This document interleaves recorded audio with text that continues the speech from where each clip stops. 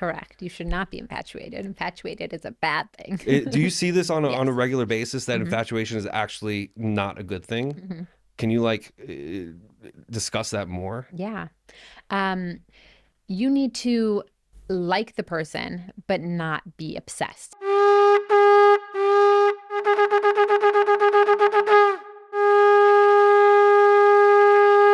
Like have it. Is that good? Yeah, you can probably have it like. Is that good? Yeah, and you can or like Good for you. like that. Yeah. Yeah. Okay. Then Is that works for me. blocking her face? Should she move it down a little bit more? Is this good for me? I don't want to have to hold it, so that's why I'm You like, don't have to hold it. I know, but you are, so But like go. that, it's just my AD. It's I like know. it's holding on to this is like having like an ADD toy kind of I thing. hear it. It's I like hear my it. safety, my safe place. You know. Got it. So how was it getting back into your podcast? It was needed. I just decided to do it, but I set up 3 interviews before I actually did it. So I posted 1 and I did 2 more already. So I'm going to post that next week. And then I'm doing every other week right now. What was Interview and with me speaking. I know that you talked about in your was it the most recent one or last week's? You spoke about that long break that you had Yeah. between your podcasts. Yeah. Like what was like what happened? I know you talked about like there being a block. Yeah. So why did I take a break? Basically, so I'm like kind of embarrassed by it, but basically, Spotify changed. It used to be that you could record on Spotify and then it's just like an easy thing. But now you have to record on Riverside and then do it. And on Riverside, I couldn't figure out how to just add the little like intro and outro and how to edit it first because I didn't put in the effort for it. But I figured it out. What do you what what did Spotify used to allow you to edit your Oh yeah, and they had podcast? their own music things. Oh, Now they don't have their own little intros and outros. So I had to like go back to a previous episode so that I could take that music that I was using right. because I didn't obviously I wanted to work together. So professionally, how do you like to be known by? Is it Jess Feldman, Jessica Feldman? I always introduce myself like always as Jessica. And then people change it to Jess or Jessie or J What's your Girl. favorite nickname? J Girl. What's up with J you and Girl. Johnny? J Girl and No, J I Boy. Like I don't became J understand. Girl because Johnny didn't want to be a rabbi, and therefore I didn't want to be a Rebbitzin. But we had to give people something to call us. People felt uncomfortable calling us Johnny or Jessica or whatever. So some people call me Mrs. Feldman. It's weird. Mrs. Feldman, that's weird. Yeah, because I'm like, I'm not that much older than you. And even if I am, like, who cares?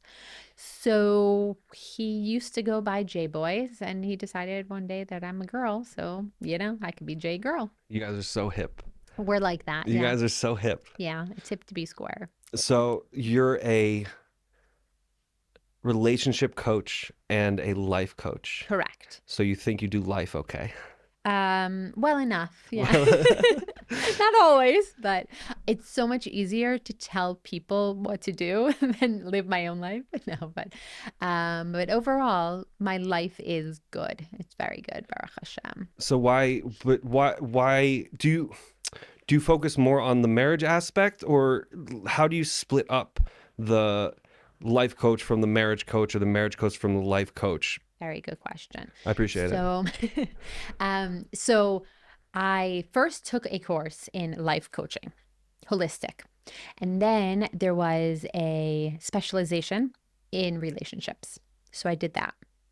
And I realized before that I really am interested in people's relationships when they're dating, when they're married. And over time, I realized that I want people to date better in order for them to have better marriages, longer lasting marriages. And they just don't do that these days. Unfortunately, there's so many divorces, as you know. What I do know. Yeah. I do know. Hint, as hint, you know. hint, hint. I wasn't saying you. Anyway, It's okay. Point is, though, so I decided instead of just regular relationships, obviously all relationships, if I'm talking about dating, it relates to all relationships as well. And all of your relationships are related to regular life. But I specialize in dating and marriage because I want people to date better in order to have better marriages. However, I also work with dating and engaged and people who aren't dating yet but are worried and want to start, and also people are married. Whoever wants to work with me, I'm happy to work with them, really. As long as they have a life, I'm happy to work with them. But like, what's the you've said that you want people to date better. What's the pull? Like, why do you care? Why do I care? Good question. So my parents were divorced, are very, very much divorced, and they do not like each other. Um, so I realized that I'm a child of divorce, and I As am I. see, yes. Um, so the way that their divorce is hurts anybody near them. And then I heard stories about people, my friends, people my age, people younger than me. I recently heard about some guy who's 26 and divorced twice. Like, that shouldn't be happening. And clearly, there's an issue there. It's not just get married and then what? Like, there's no real happily ever after. And I wanted people to have a happy life, even though it's not happily ever after. It's not all rainbows and butterflies, but it can be very good if you do it well. Is there like one underlying issue that you kind of see spread across the board when it comes to why people get divorced or why relationships don't seem, or even if maybe they're not getting divorced, maybe they should get divorced? Like, is there like a underlying thing, or is it like life in general that it's this thing, that thing, just a plethora of different There's a issues? lot, but I would say that communication is probably the biggest issue. People don't put in the effort and they have issues with their spouse and they don't want to say anything and they just want to live in a roommate lifestyle and then blame it on the other person instead of really working at it. Because I don't know who said, I have no idea who said that relationships and marriage is easy, It's probably because it's Disney. just not. Yeah. I don't know what Disney was thinking, but like, it's just not. There also recently, I heard a story about this woman who she went to the mikveh for the first time after her wedding, like a month later. So I guess the second time. And she told to the mikveh woman, yeah, I'm going to get divorced. She's like, why? You just got married a month ago. What are you talking about? She said, we had a fight. And the mikveh woman said, no, no, no. Talk to your parents. That's normal. And she said, no, my parents never fought. So she called her mom. Her mom said, yeah, we fought in our bedroom. We didn't want you guys to know about it. So it sounds really nice. We didn't want you guys to know about it, but at the same time, it hurt them because they think that it's impossible to fight. And if you're going to fight, you must be getting a divorce. So you just have to show your kids that sometimes we disagree, sometimes we argue, but we still love each other and we're not going to get divorced just because we fight. Yeah, but it seems like everyone fights. Like, I feel like that's a common knowledge. At least I guess from my own experience with divorce was like there's all getting into an argument. At least on my end, it was like this fear that you're going to lose the person if you have these kind of not contradictions, but have these arguments, have these things that may make you look foolish or make you look like a bad guy or something like that. And I've actually found that holding that stuff back was the reason was part of the reason for the divorce, Mm-hmm. you know. Um, but communication's hard. It is. Communication's hard because it's like showing you a side of me that I don't necessarily want to show you. Yeah, but if you want to be in a relationship with someone, you have to show them who you are and be comfortable with showing who you are. And on the first date, majority of the world, they're not who they are on the first date. Why would it's like it's impossible. Why would you be who you really are? But the person who wants to marry you will want to be with you because of who you are. So when you decide not to, when you hide things from them, then they don't actually want to be with you. They want to be with this idea of you, but that's not really you. There's so many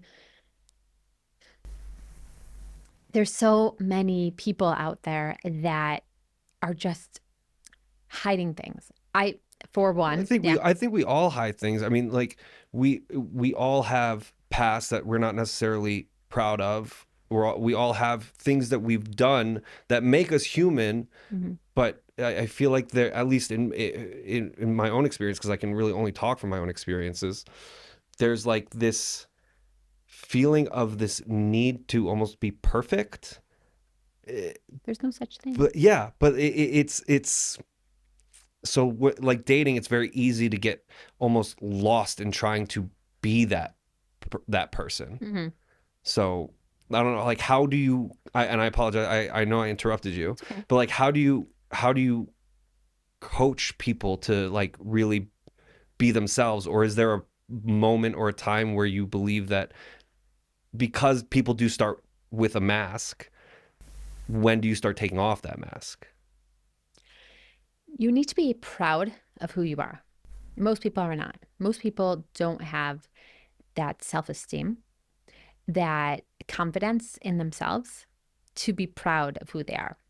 Past happens. I am who I am because my parents divorced. I am who I am because of all the hard things in life. I'm not going to go through all of them right now, but they make me who I am. And I have to just accept them and be okay with it. It's not like I just ignore them. Like, for example, let's just say, so I'm embarrassed about being a child of divorce. Let's just say. So I could hide it. I could tell my husband, oh, yeah, my parents are together. Oh, yeah, I I'll can make find up out story. I mean, eventually. yes. Let me think of a better one. Um, let's say I'm embarrassed that I didn't do well in school. Okay. So I could tell my husband, yeah, I got straight A's. I was amazing at these things. And, he could believe me. But why am I hiding it?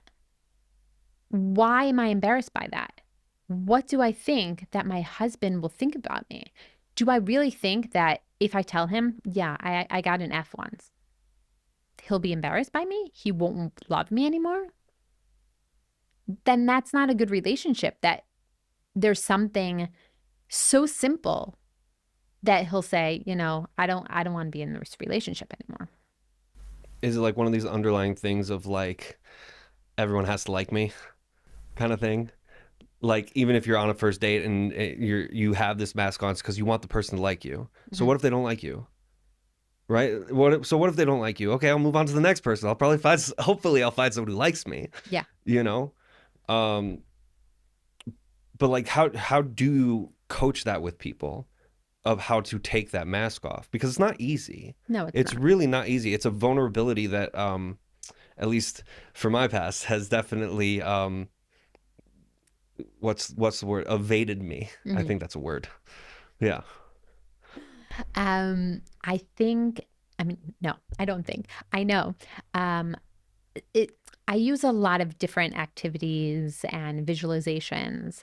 I use an inner child. You can close your eyes and imagine your inner child and talk to them and heal yourself about how you were when you were 6 years old. You don't realize all you wanted was a hug. All you wanted was to be loved, and you never felt that.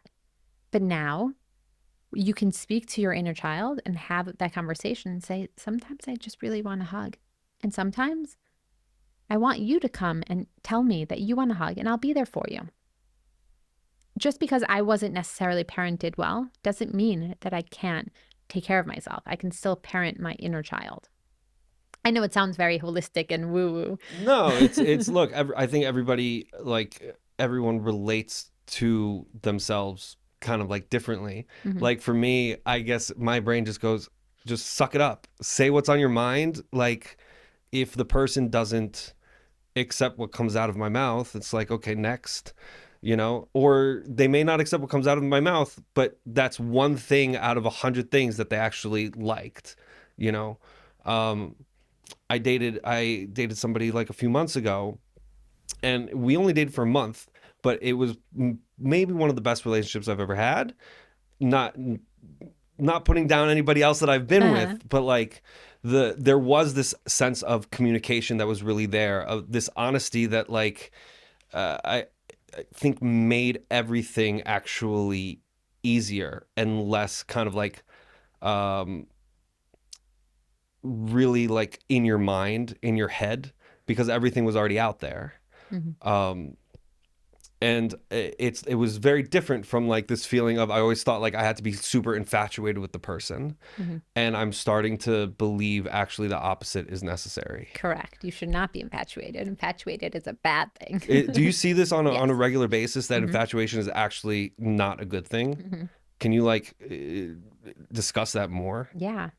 Um, you need to like the person, but not be obsessed. And if you, for example, come into a date already planning the wedding, they feel that.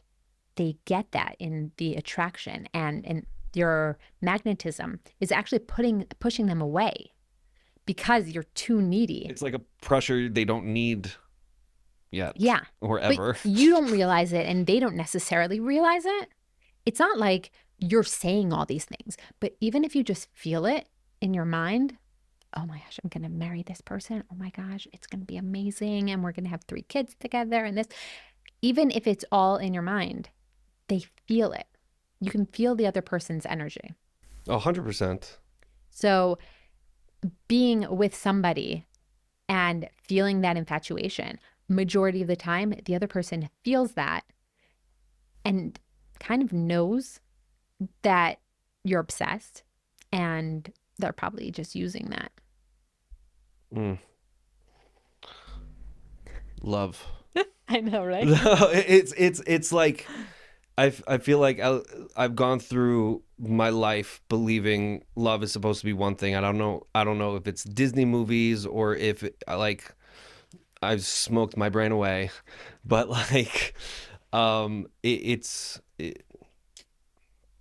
like right now I've been married, I've been divorced. The idea of marriage, like I don't even know if I want to get married again, just because I can see like the patterns with I can see the patterns within myself, and I'm not necessarily saying that the patterns that I've displayed in one relationship have always bumped to the next, but there's like it's almost like a fear. Mm-hmm. There's like a fear that that's going to take over, because I've recently come to this understanding. Like sometimes when you're on a date, people will ask, like, well, what do you want from like a girl? What do you want from a relationship? And I have to think about these things. And so, like, for me, I want to like who I am when I'm with you, because it's very easy to get lost. I find personally, it's so easy to get lost in the lust and the infatuation, Mm-hmm. that you can just completely change yourself because it's that obsession. Like, you need this person, and the person's like, it's the end all be all. Mm-hmm. And it's just frightening to me because I've done it too many times. Mm-hmm. Um, and I don't want to do it anymore. Oh, Good. Ailey, so change. So We're easy. trying. It's so easy. It's so easy. Um, but this is like one of those? Is this one of those underlying things that you see really kind of makes or breaks the continuation of people dating? Is like this obsessiveness that one or the other could have, or is there way like There's so way many so many reasons. There's different so many reasons? things. I think that you hit it, the word fear is a big word in dating and marriage, but there's so many different types of fear. Some people are scared to get married. Some people are scared that once they're married, then they'll have a bad relationship. Some people have never seen a good marriage. So they don't realize that they have this fear, though. People think, oh, I'm going to be an amazing father. I'm going to be amazing. But underlying, subconsciously, they have never seen a good one. They don't know what it's like.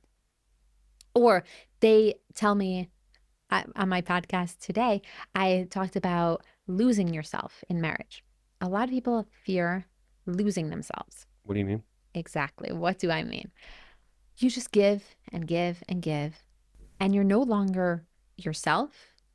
You're part of the whole family. Like You're you're a you're yes a man or couple. like you're a yes woman? You're always part of that couple. You're no longer Jessica. You're always Jessica and Johnny, or Brangelina, or whatever, There's no whatever. like individuality Yeah, within the couple. exactly. Okay. And people are scared of that. And my podcast is called Find Yourself, Find Your Mate. It's all about actually feeling comfortable with who you are. And once you do, then most of the time, you'll be able to find the person that you're meant to be with. But sometimes people say, oh, well, I found them. I'm good. Now I'll just get married and then I'll lose myself. But you have to remind yourself, oh, I was really cool back then. Maybe I should continue doing that. So when when all of my clients get engaged, I talk to them about, okay, and what are you going to do when your wife goes through a time where she's just miserable, she's so unhappy? What are you going to do then? And he said, oh, happy wife, happy life. I'm like, yeah, but how do you do that? I hate that I know, phrase. right? That's I why I hate know. that There's so many phrase. phrases I hate. So, what is happy wife, happy life? The idea is to remind her what used to make her happy.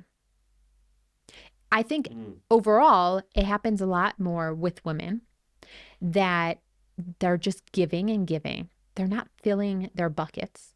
They're not caring for themselves anymore. And they just have to give to their husband and give to their children, and they forget about themselves. So Um, they're no longer happy. I mean, do we forget? It sounds like it's like we forget what made the person like us in the first place. Exactly. Exactly. And that's why a lot of divorces happen, because the person's no longer who they used to be. And the husband used to like the wife because she did art. So why is she no longer allowed to do art? Oh, she should go out and do her art. She should go and do those things that make her happy, because that's what the guy liked about her. Like, why do we get so why do we get so lost in the once you're a couple or once you're married, it's like we have to be codependent. We have to do everything together. We can't have our boys' night or you can't have your girls' night or it almost seems like this idea of we're one is like taken to like too far of an extent. Mm-hmm. I just I don't know where that idea came from.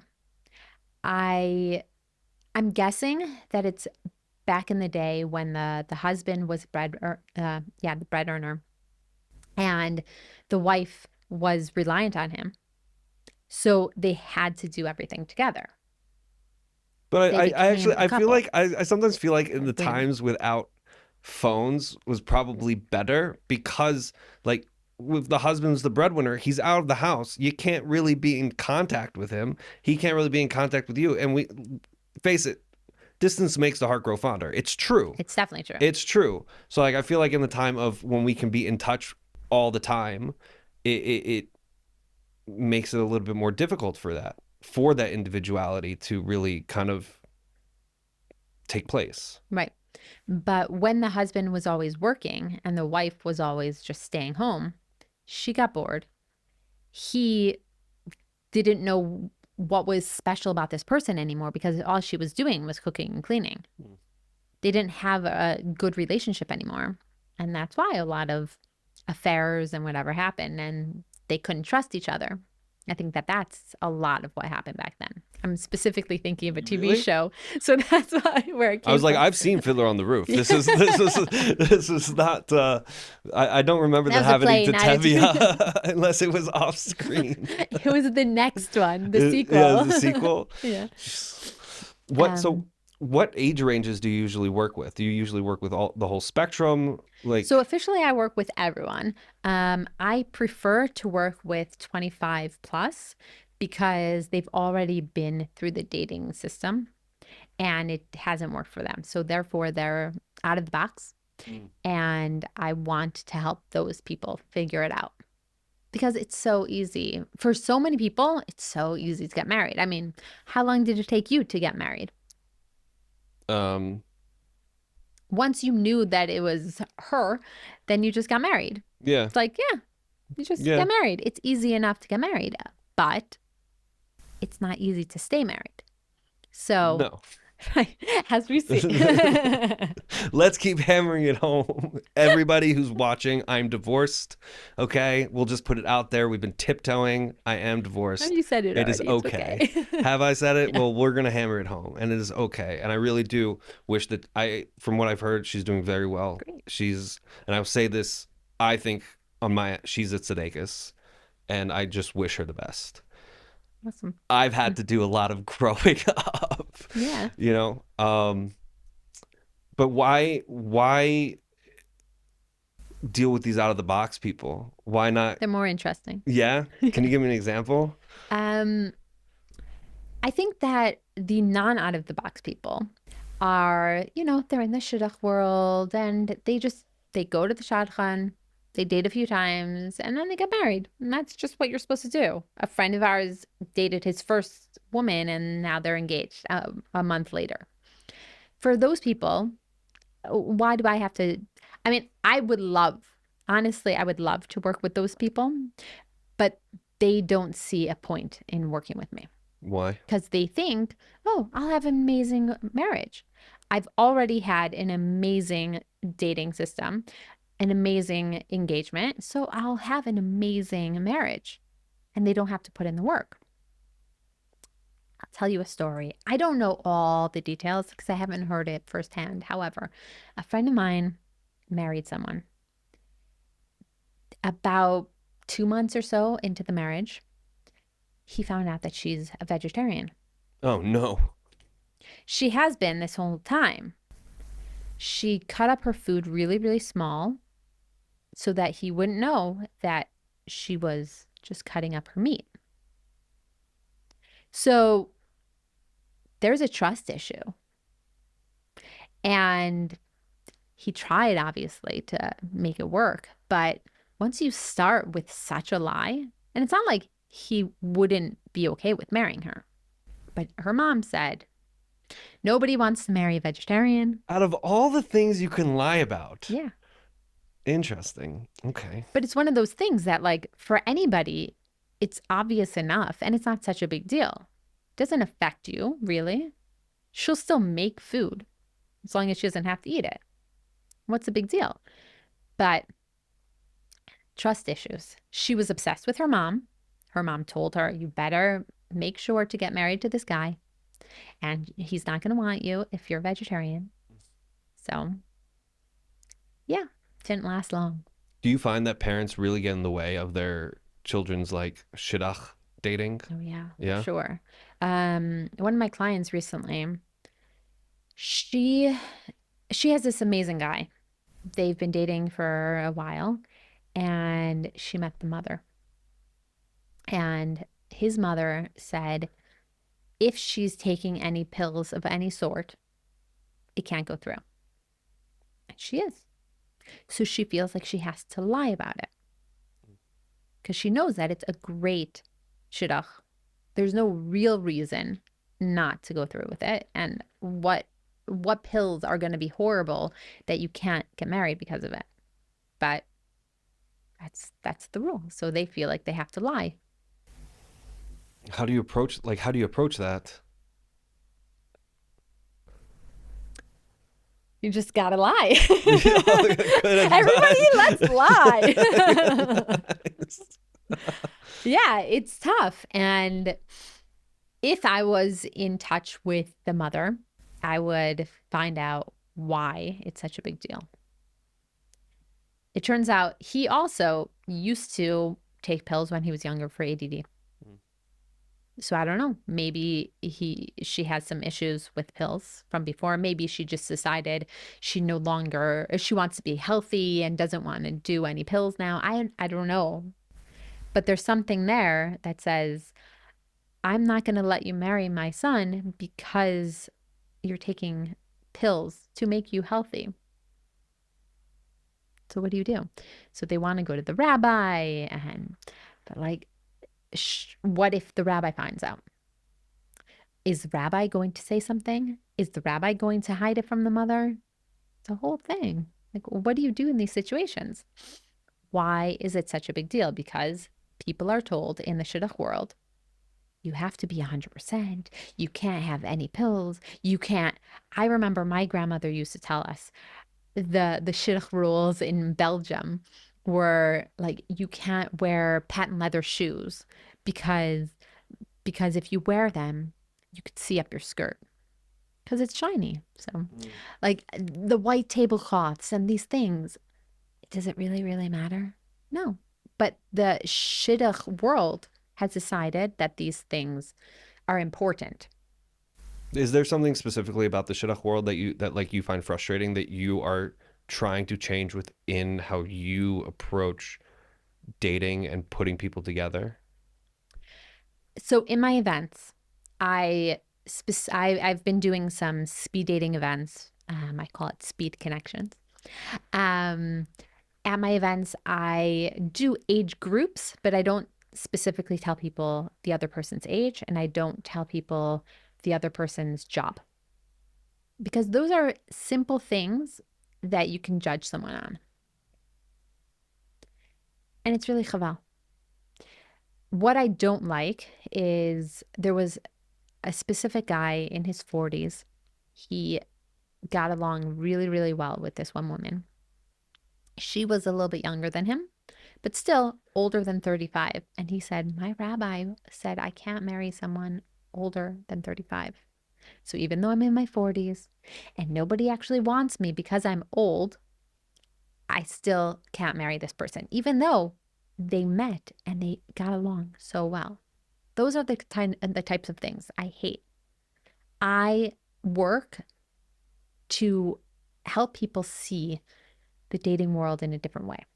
I want people to date people in a way that they just appreciate who the other person is instead of what's on the paper. How do you attack that? So again, for example, in my events, um, I tell them where they're from and how long they've been in Israel and some hobbies. Those are the information that I give the other person, the name and that information, because I want them to see the other person's personality, because that's what actually matters, how well you actually get along. So my events are with games. It's speed dating with games. So it's fun. It's kind of extra awkward, but it's more fun that way because it's awkward. I love awkwardness. I love awkwardness. There's something about it. I just I'll make crave. sure that there's an awkward silence in this Yeah, podcast. for sure. Just so you can get your You're so awkwardness. good to We can me. get the awkward moment out, and we'll be cool. Okay, 1, 2, 3, awkward. Great. Okay, Thanks. you're welcome. Yeah, there's something about awkwardness that I love, but I think that more you feel more comfortable being yourself when you have those awkward moments and you can get through them. So I like to do these games where, firstly, you're just having fun and you could see each other's personality. And if you make a puzzle together, you could see how you work together. Or if you play a word game, then you can see how well they are, how good I can't speak, how good they are with their words and how good at describing things and how they communicate and things like that. I want people to see the other things that they're not necessarily going to see on a regular date. So if you're playing Connect Four, You want to see how's the other person when they lose. I'm such a bad I loser. know, right? I'm such a Like bad loser. there's certain games I'm like, oh my gosh, I'm awful at this. But certain games I'm like, no, it's okay. Some I'm really, really good at. Well, I'm if I awesome. do say so myself. No, but like talk to my mother-in-law, she knows. I She will. like I know your rarely, I mother-in-law, so know. I will. She rarely wins Rummy Cube because I am awesome at the game. I don't know why. I grew up with it and I just know it. But when I lose, I'll be okay. And you want to see how does that affect the person being a sore loser. But do they like fetch? Do they lie? Do they yell at Has you? anyone How like angry are has they? anyone like flipped out at one of these game connections because they No, lost, like flipped a table or something? not that I saw, but mm, no, but there was somebody who's like, "Hey, but I really knew that. But no, no, but can we do that one again?" I So, you want to know those little things about somebody. So what sets you apart from other, like would you consider yourself a shadchan No, or no? no. I will do the shadchanas. I would set people up. I'm not as good as I should be, but that's not my goal. My goal is not that people get married because there's so many people who do that, and I don't want people to just stomp get married.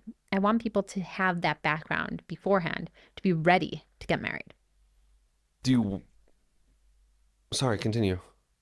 You say I was something. gonna say, do you work with other shadchanim? I do. You'll like, will you recommend certain people to shadchanim or rebbeim? Do you work with specific rebbeim? Oh, no, I don't. No, I'm not like that. No. Um,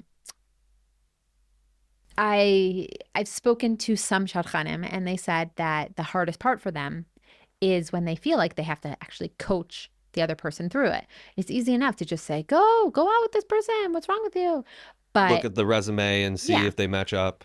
yeah, for them, that works. But that's not what I do. And as I said earlier, some people really need to connect with their inner child or they have to figure out who they really are. Something's blocking them. Why are they scared to get married? What's going on? So sometimes they refer me. I definitely want more referrals. Well, I'll try to Um, help you with that. yeah, thank you. Yeah. Um, but yeah, because I think that we work well together. Once I feel like one of my clients is ready to get married, then I can suggest specific shadchanim. But I'm not. My issue is that I'm not going to suggest that that person starts dating until I feel like they're ready. Mm. But they have been dating for a long time and they meet all these people. But I personally don't feel like I can set them up until I know that they're ready enough. And the truth is, you can't really be ready. My husband and I, Johnny and I keep saying like, I'm still not ready to get married, but you have to be ready enough. You have to be confident enough with who you are. And it's not 100% to be 100% confident. That's not a thing. But to know where you're going, what your goal is. What your goals are, but also like I have to imagine like what your boundaries are. Yes. Like people talk about red flags and stuff like that, which like I understand, but I think bound boundaries are hard because you do want the person that you like to like you as well. And there's like this kind of, I think this goes back to that yes, like the just saying yes all the time is you do want the person to like you, so maybe you'll bend a boundary that you wouldn't normally in your life because you want this person to like you. Right. That's when you need to know your values. If you feel strongly about certain things, no matter how much you like that person, if you don't think that they'll actually be religious or let's say watching TV, if that's a thing for you that you do not want your kids watching TV and you don't want a TV in your house, but this guy's amazing, all of a sudden you might say, oh, well, it's not so bad. But you need to know how important it is for you.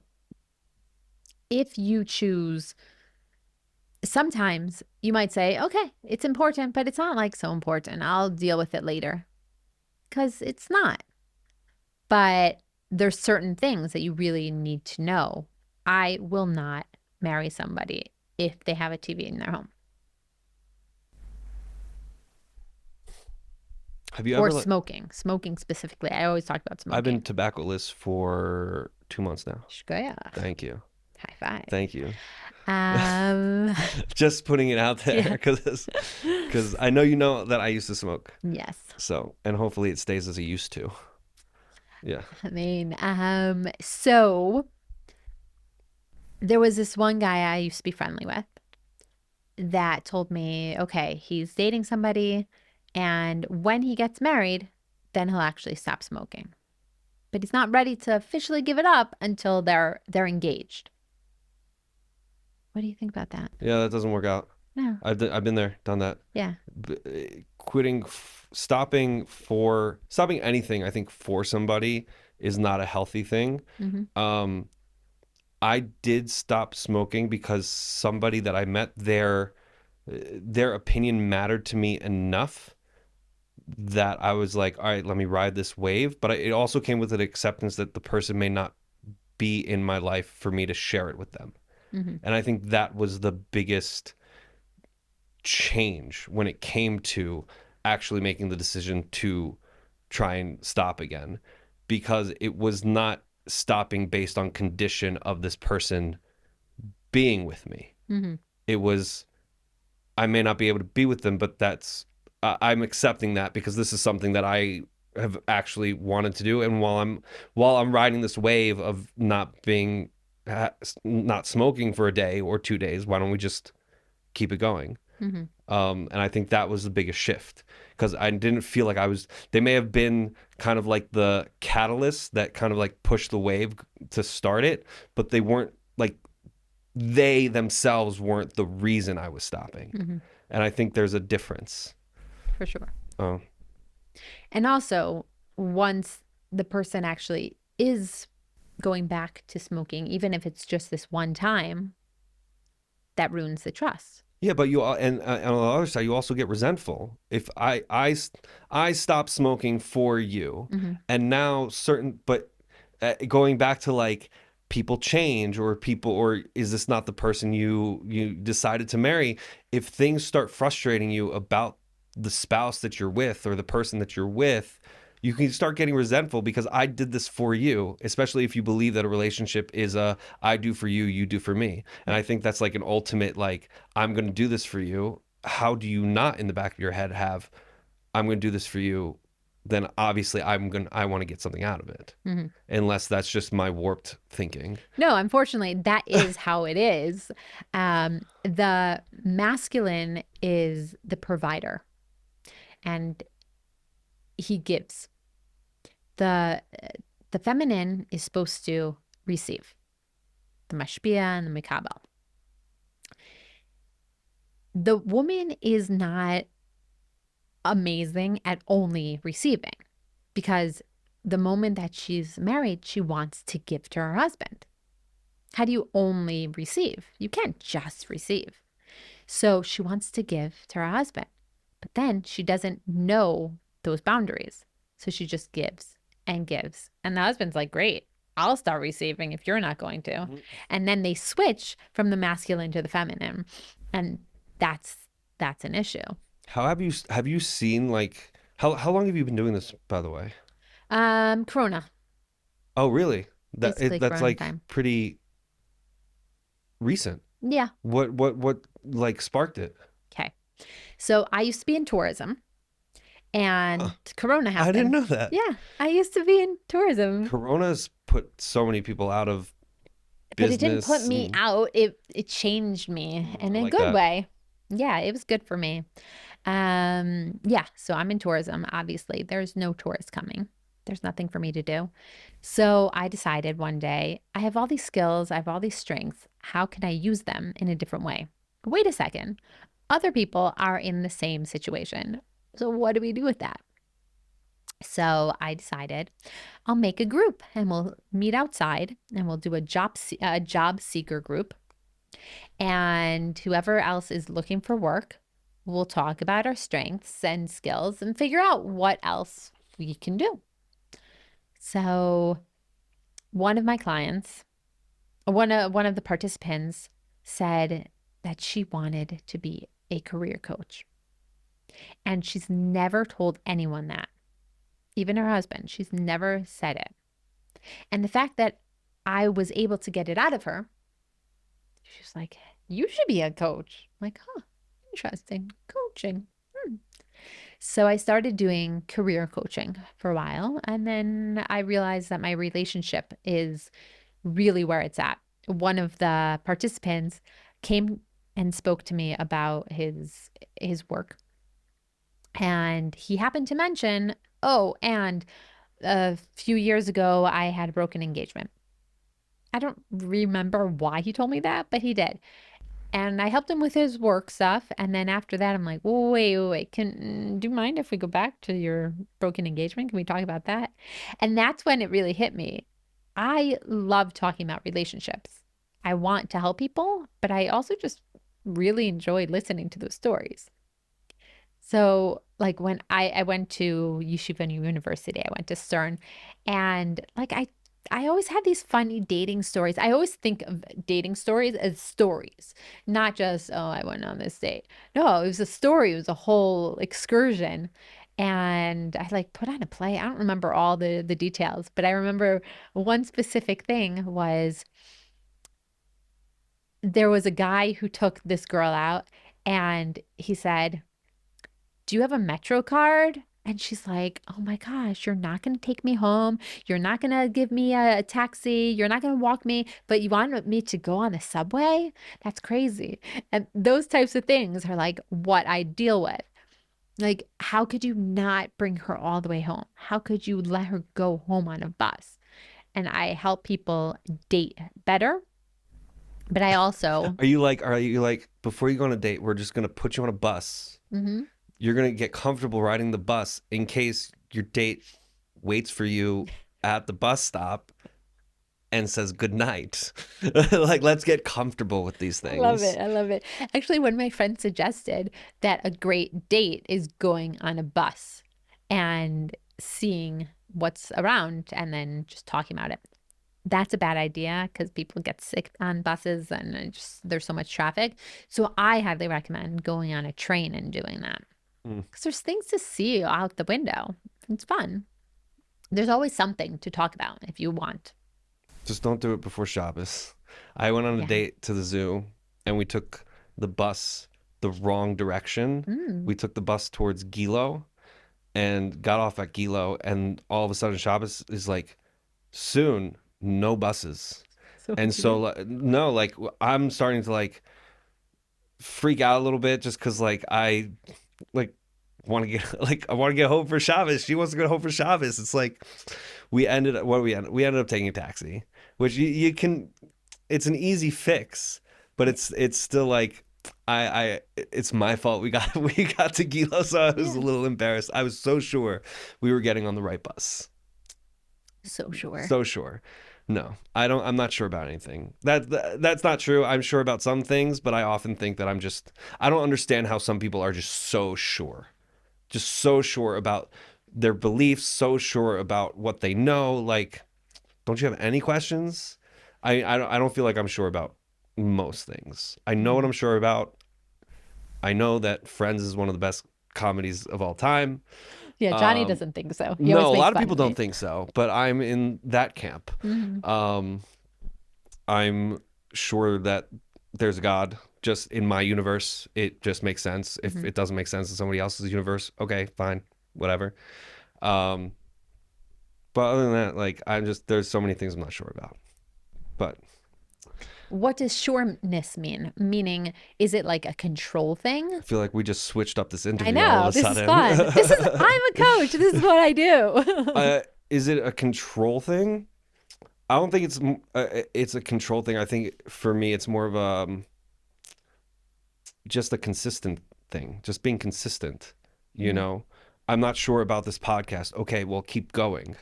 Just mm, keep doing it. I'm not sure whether I want to be a musician. Okay, well, I play guitar. Just keep going. It's like this almost inability to just stay with something, right? So when you stop, all of a sudden, I'm not sure because I've stopped. I don't know if that makes sense. It makes sense in my head because I have always had trouble with just being consistent and staying the course when things get tough. Like if we bring this back to relationships, it's the same thing. It's when the communication has to start happening and it doesn't, proper communication, it's, you know, uh, F everything and run. The fear is F everything and run. Hmm. And so, but if you keep, I'm noticing if I keep running, obviously I'm going to be unsure about anything because how can you be unsure if you don't see something to the finish line? Hmm. So, and I think that's been a huge struggle with just my life and myself in general, and it's something that I'm trying to own. Is it's easy to stop when things get tough. So that's why I think I'm unsure. I don't think it's so much of a control thing. Hmm. I try not to be a controlling person. Maybe I No, but am. I it's don't the know. lack of control that makes you don't know what's going to happen. 100%. So it's scary and you don't know how to be outside of that comfort zone. So once you're in that comfort zone, it's like, well, I starting to go out. Nope, I got to go back in or I'm out. Yeah, I hear. I hear. Yeah, I don't like getting out of my comfort zone. Let me be at home. I really enjoy being at home. Like I would rather be at home chilling than, I love traveling too. I Hmm. just don't do it very often anymore. But I digress. We're gonna get back to you now though.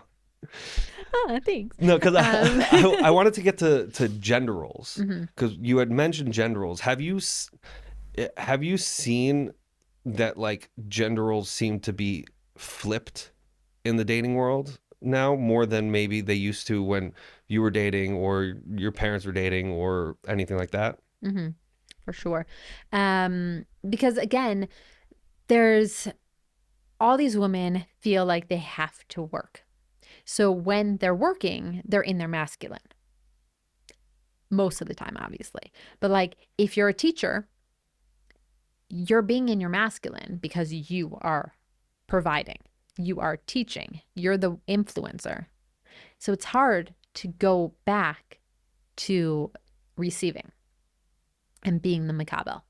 Would you not see teaching as more of a caretaker type role? So it depends. Some people do it as more of a caretaker, but I would say that most of the time, people who teach want to give over as opposed to just like being with them, they want to give over. And when you're doing that, then you're in your masculine. It's not like a bad thing. Everybody switches all the time. But when you're in your masculine at work, then coming home, you forget to switch back. So you have to just take a little break and be like, okay, now I'm going to accept and just be. One of the hardest things is to be. I have clients who I recently told someone that she should just be on her date. Like she wants to be in control, she wants to organize the Was she like, date and what does whatever. that mean? Yeah. Just to be. No, we discussed it. Don't worry. No, but when she's on her date, she feels like she has to make sure that things go well. And, well, if we take this bus, like that girl, she could have said, I think that the bus is the other way. But she decided, no, you know what? I'm going to accept this.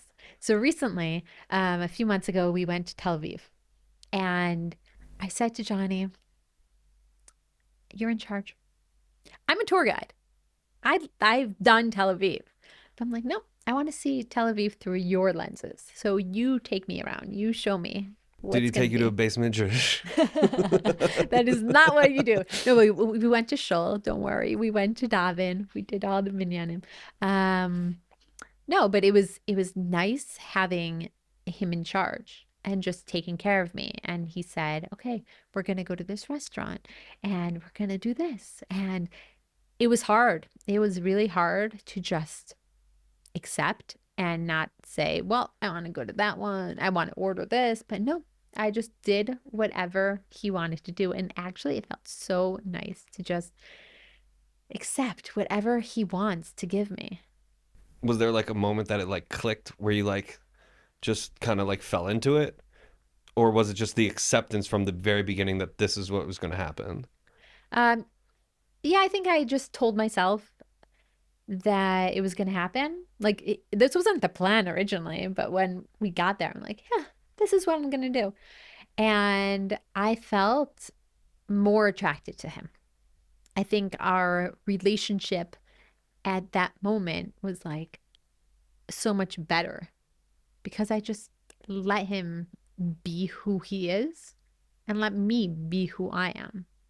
And I'm not saying that we should just like give ourselves up in our relationships, but But you allowed both of you for like a day to really sit in your feminine and really have him sit in his masculine. yeah.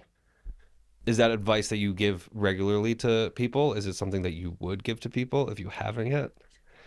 In I don't know about the whole day. It's hard.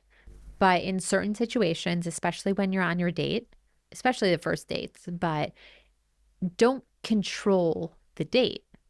The job of the guy is to provide. So stop offering to pay.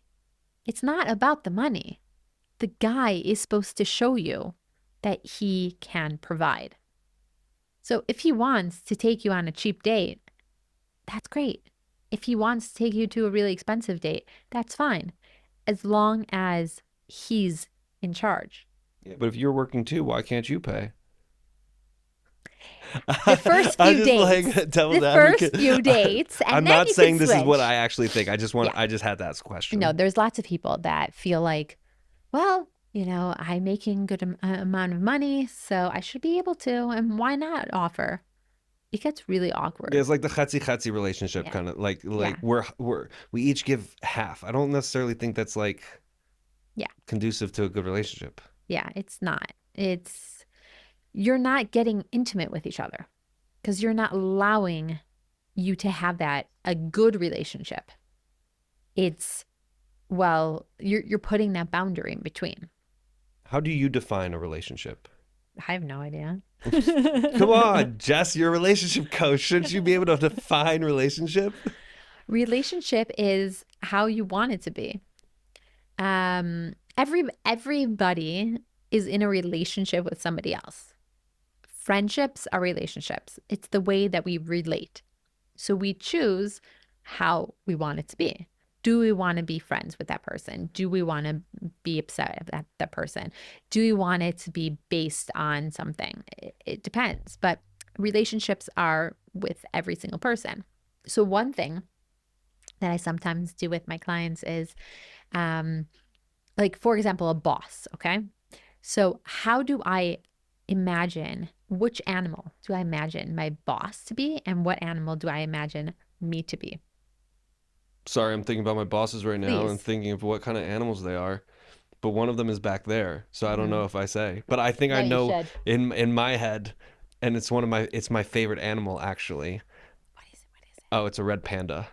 He's so Yeah, cute. yeah, it's a red panda. It's just there's something about a red panda that's it's like cute and but like just super chill. It Hmm. just seems super chill. It seems like something that I can be around at all times. Hmm. So, What do you think that you would be in your relationship with your boss? what I would be in a relationship with my boss, ooh, I don't know. Oh, I don't come know. on. I'll have to ask him. I mean, How do you? he can literally I say know. over the loudspeaker No, but I want you to say, what do you think? what I think, what kind of animal he would think I am. I don't know. There's so many animals in the world. What's the first thing I that don't pops know. into your head? No, no animal actually pops into my head at the current moment. Okay. Yeah, You're no fun. Um, I'm no fun. Absolutely no fun. so I was thinking, when I did this originally, I did it about my boss, and I felt like he is a polar bear. Mm. He's like really cute and fuzzy, but he's also a bear and a little bit scary. And I said that I was a cat because, I could be like a little harsh sometimes.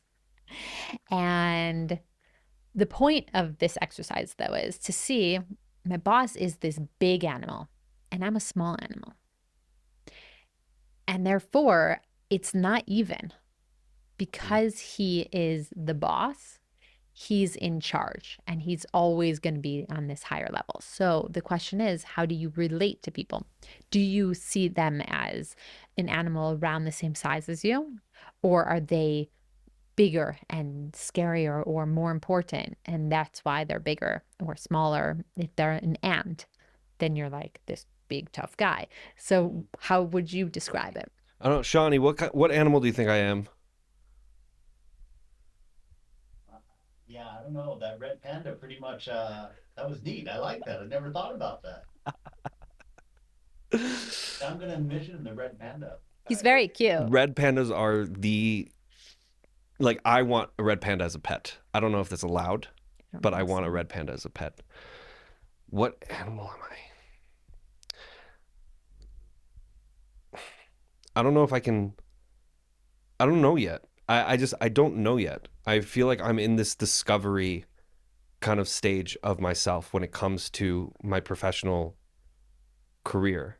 And I think I think not I think I know I'm very lucky and very blessed to be working with the guys that I'm working with.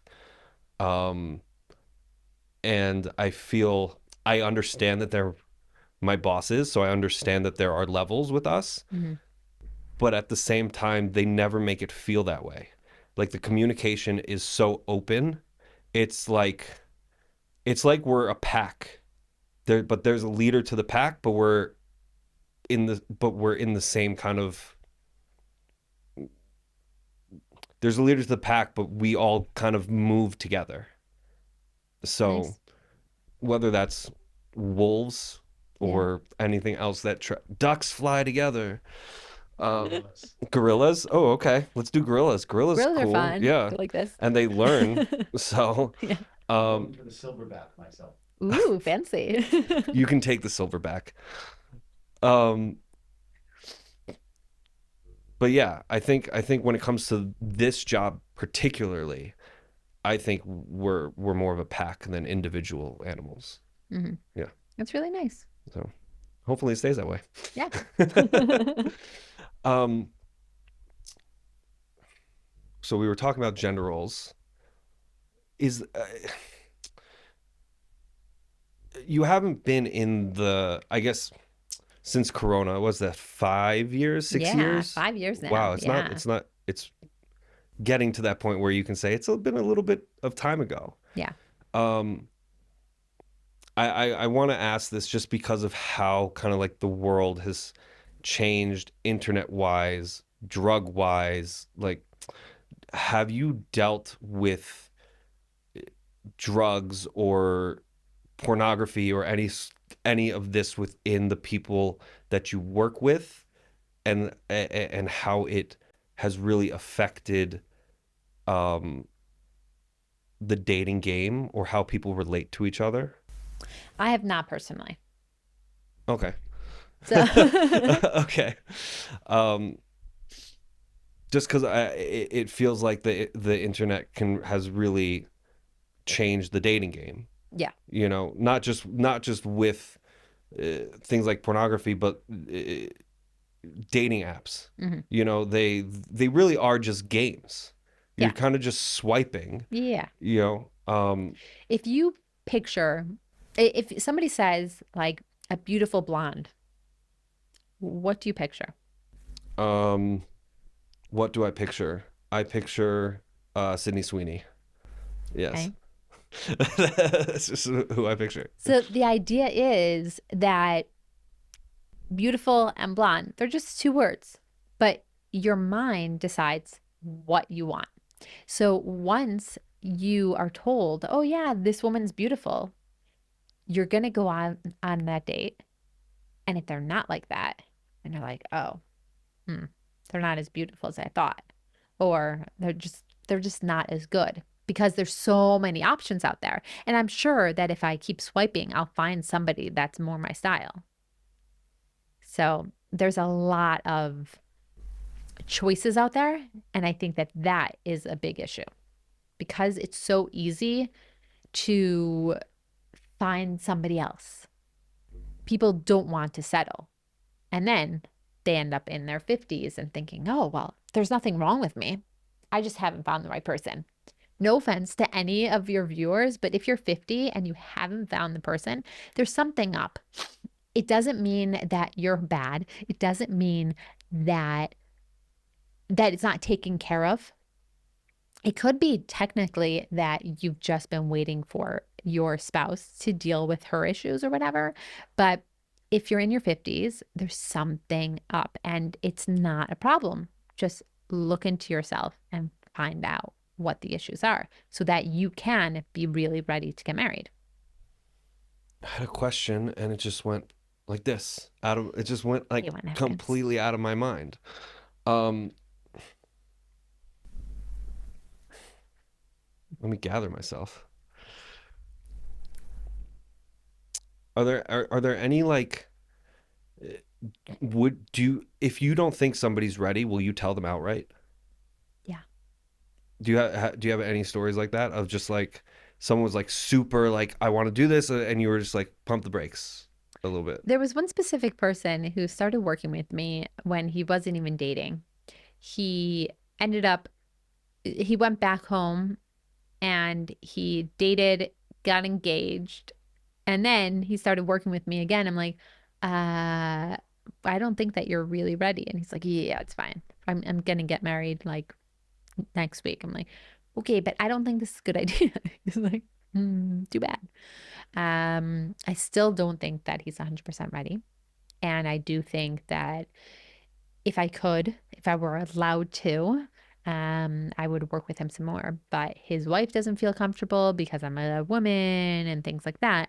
That to me is also that there's some issues there that the wife doesn't think that it's appropriate.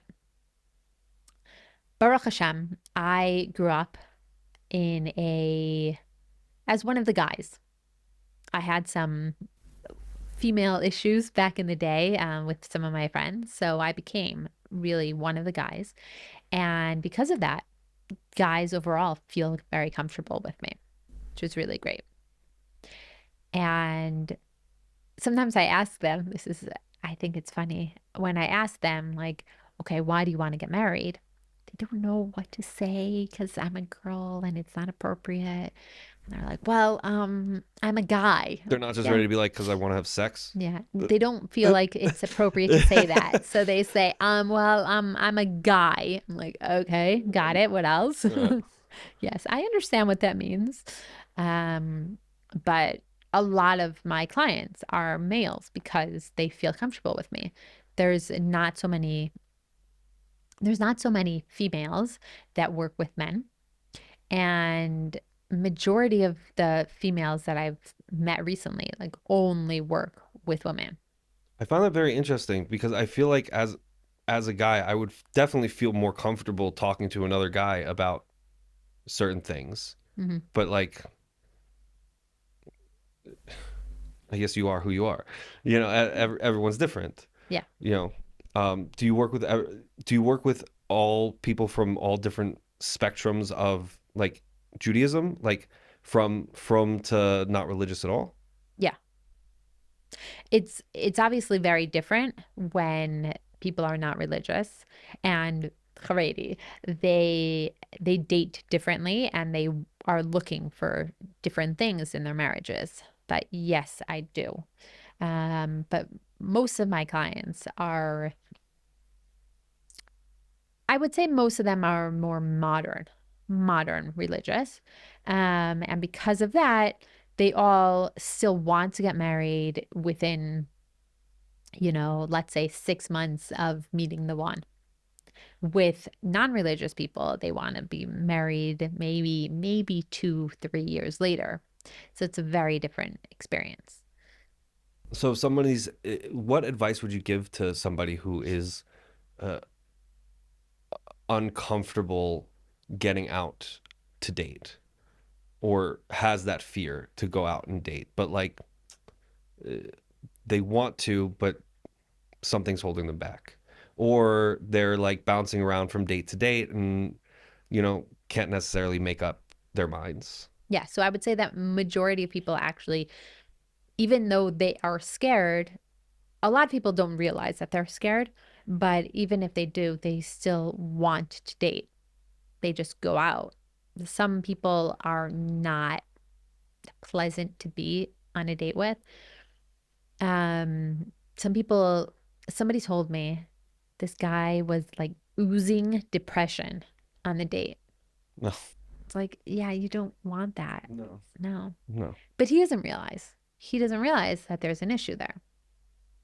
So I would say that the first thing that you should do is figure out what your values are. What do you actually care about? Because once you do, then you'll be in the right direction of what you're actually looking for in a spouse. Are there certain values that have to line up in order to work together? Not 100%. I would say obviously the easiest is the religious level, but it doesn't have to. Some people are very happily married, even though they're not on the same religious level. But yes, to make everybody's lives better, it's definitely best to be on the same ish religious level. When I was dating Johnny, he was in yeshiva, and I'm like this Zionist girl. That's what they called me. And some The rabbis, some of they. his friends, some people felt like I wasn't religious enough for him. So some people suggested that he break it off. It doesn't make sense. But it turns out that he's not as frum as he pretended to be, so it's okay. Johnny has this way of making me question all my life choices He's and just good like that. everything. It's one of the reasons why we love him. Yeah. Do you have any events coming up soon? I don't have anything specifically planned right now. I'm always thinking about new adventures. So I did 6 speed dating events already with different age groups. Oh, back to your question earlier. So I've also worked with 60 plus. I work with every age group. And that's one of the benefits of me. I get along well with all ages. A lot of people feel uncomfortable with old people. They don't know what to talk about. They think it's weird. But one of my best friends is like 65-ish. So everybody feels comfortable with me, which is great. Again, Hello. if I do No, say so it's not myself. true. Not everybody, but majority of people. Um, so yeah, so I'm looking into different ideas for events, and I am going to be hosting a large getaway. I'm working out the details, but I'm going to have it probably over Shabbat. In a few months, I'm going to be doing a proper singles event for 100 or so people and overnights, and it'll be great. How do you so my last question is, and then we're gonna wrap up. Um This is fun. I enjoy yeah, it's this. nice, right? I like um how do you personally do you bring Yiddishkeit into the work that you do, or do you try to almost, are you able to keep them separate, or they're not mutually exclusive? It depends on the person that I'm working with. But firstly, I want to say that almost always, if unless I forget, almost always I talk to Hashem beforehand and I ask him for it to go well and the right words will come out. And yeah, because I know that Hashem's always with me and he's planning all these things for me. But with specific clients, I actually ask them how close they are to God, how often they talk to God. Because certain people need it. I see that they're lacking that spirituality or they're unsure where they are. And I call them out on it. And I ask them, like, you're in yeshiva, but you're not really sure or you're fighting with God. Let's talk about that. But other people, it doesn't come up. So it depends. Have you ever had to handle like uh, people who I was talking to somebody the other day who's her father's Jewish but her mother's not. She dates some Jewish boys, but it always seems to fall through the cracks. Mm-hmm. Have you had to? Currently, no. No, No. it just seems like especially in a place where father's Jewish, mother's not. I feel like those waters could get murky depending on where you hold religiously. Mm-hmm. So, well, when you do have to deal with that, I want to hear the stories and see how you Okay, deal with deal. it. There's a camera over my shoulder. If you want Mm-hmm. to tell the audience, you can look in the Wait, I camera. just want to say one Yeah, more yeah, thing. yeah, yeah. Wait, what was it? Hold on, hold on. She interrupted me. Jeez. I know, that was so mean. No, I wanted to tell you a story. What were we talking about? Oh, I had something specific. Oh yeah. So, um, back to the Yiddishkeit. So almost always, when I ask people to figure out their values and how they see their married life, what their goals are, I ask them to picture and tell me, what does their Shabbat table look like? Mm. So if you would like, I would love for you to What do does that right my now. Shabbat? What does Close your my eyes if you Shabbat feel table look like? Well, comfortable. because I was about to come back at like to tell you how I figured out my values. Mm-hmm. So I had one of these moments where it was after the divorce and I came back to Israel. Something happened, and I was like forced to kind of like look back on my life and be like, I've kind of like lost everything. I'd lost everything, not just my wife, but like if I look back on my life, I really feel like I've lost so much. And it was one of these things where I was like, maybe it's not everything else. Maybe it is me. And so I had to like take like a deep look at myself. And one of the things I was talking to one of my cousins, one of the things that hit me was because we were talking about values, and I was like, well, what do I expect from other people? And so when I started going through the things that I expect from other people, like loyalty, honesty, respect, these type of things, I had to ask myself if I was showing them as well. Mm-hmm. So the things that I was expecting from other people, was I portraying these traits myself? And a lot of the time it was no. And so for me, that was how I found my values. And I've been like pushing and working really hard to um, exude those values, portray those, not portray, like embody those Mm-hmm. values. Um, so to anybody who had me at my worst, I'm sorry that you had that guy, because I don't want to Mm-hmm. be a darkness on people's lives. Mm-hmm. Good. I think that's like something that holds with me is I feel uh, not just bad, like ashamed that I do believe that I was a darkness on some people's lives. Like I'm like I didn't kill anybody, but It's good like to hear. you know, um, so what my Shabbos table? We want to get to Mm-hmm. my Shabbos Yeah. table. So close your eyes and envision it. What do you see? What do you smell? What do you hear? Who's there? Mm. So there are two tall candles, Mm-hmm. and in between them are flowers. Mm-hmm. Who's there? The person that I'm with. My wife's on that end. I'm on this end. Mm-hmm. Whoever I invite over, and this is me without children at the current moment. Whoever I invite over, I want the two people who I'm closest with to be on my left and my right.